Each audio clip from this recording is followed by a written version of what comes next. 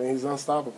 You know, I've always said, you know, the more he's improved, the more he's expanded his game, he's one of the best. You know, if he's coming down, knocking down threes, it's almost impossible to keep him out the paint at times, the way he has the floater, the way he finds people in traffic. If he's continued to consistently knock down that shot, watch out. Yeah, I mean, you know, me and Rondo share a special bond, you know, so, you know, we'll always be friends. We always have something in common with our championship, our kids, you know, they still hang out together. They hung out for his birthday, actually.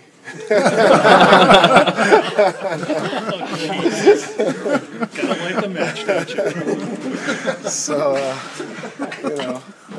you know, Rondo, I respect him and what he's doing moving forward with this franchise, and it'll always be that way. Did it feel a little? Well, you know, they're a young team. You know, they got a mix of some veterans, some young guys who are developing, and they're only going to get better. I mean, Rondo is ready to lead. He's leading them right now, moving into the next generation of Celtics, and you know, I think their future is going to be very bright. Paul, what's you know, it's always emotional when you step into a gym, spent your whole life playing in.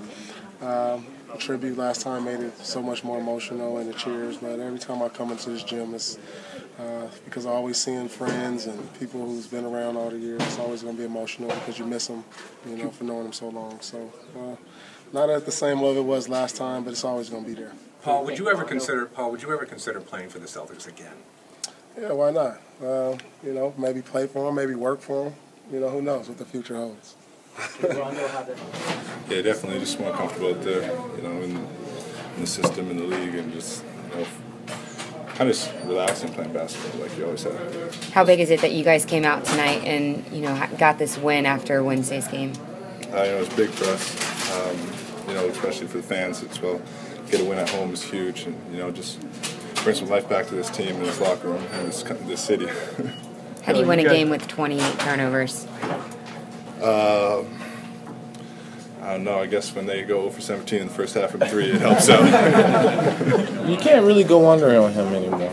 Honestly, I thought that knee injury was huge for him and his development of the jump shot.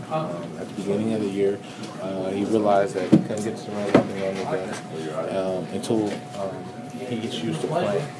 And I thought he did a tremendous job his coming into the season, working on his jumper constantly every day. And it's really paying off for him. But now he's starting to become the Rondo that we all know every day. He does the same things that he was doing last year. And with him doing that, on top of him shooting the ball, that's a dangerous combination. This team... I think this team is special, not because I play for them. I just think it's special because we come out every night and we want to win. Anybody can just kind of throw in the season. Can also say, like, what are we playing for? You never know what can happen. And tonight was a big win for us, and hopefully we can do it. It hasn't been a ton of time, but Chris Babb is nearing the end of his 10-day contract. I mean, what have you seen out of him so far? And then also, what's it been like having this new tool in the NBA where you get to bring in players for a week and a half and then decide whether or not they make the team? Yeah, it's pretty cool. The best compliment I can give him, it's kind of like when I sat up here about Chris Johnson. I hope like heck he's back with us on Monday, you know, and he's a perfect fit for what we need as far as, you know, he's not going to play 38 minutes a game. He's going to come in, get open shots, hopefully knock those open shots down, play off of other people, and then, you know, be a feisty defender for us. And he really is an outstanding defender for a young guy. And, you know, I credit him and certainly the coaching he's received, you know, in college and now, but he's an outstanding defender as a team player and as an individual. Well, so I think I took him out and they went to 1. They had cut it to 1 all the way from whatever we were at halftime, 12 or 13, and when he came back in, it was 10 or 11. So they not only sustained, they pushed the lead out, which was a great sign.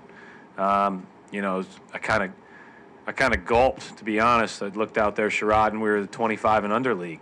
I mean, Jared Bayless is the longtime pro standing out there with Phil, Babb, Kelly and Sully. I mean, and then you look on the other side, you're like, Karolinko's played more games than all those guys combined.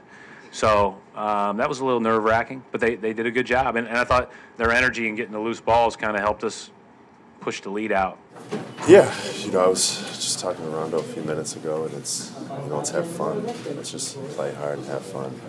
Whatever happens, happens. You know, basketball's a fun game. And, you know, if we just lay it out there, it'll be fun for us. It'll be fun for the fans. And, you know, it's kind of the heart of why everyone got into this game.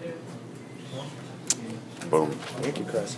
See ya.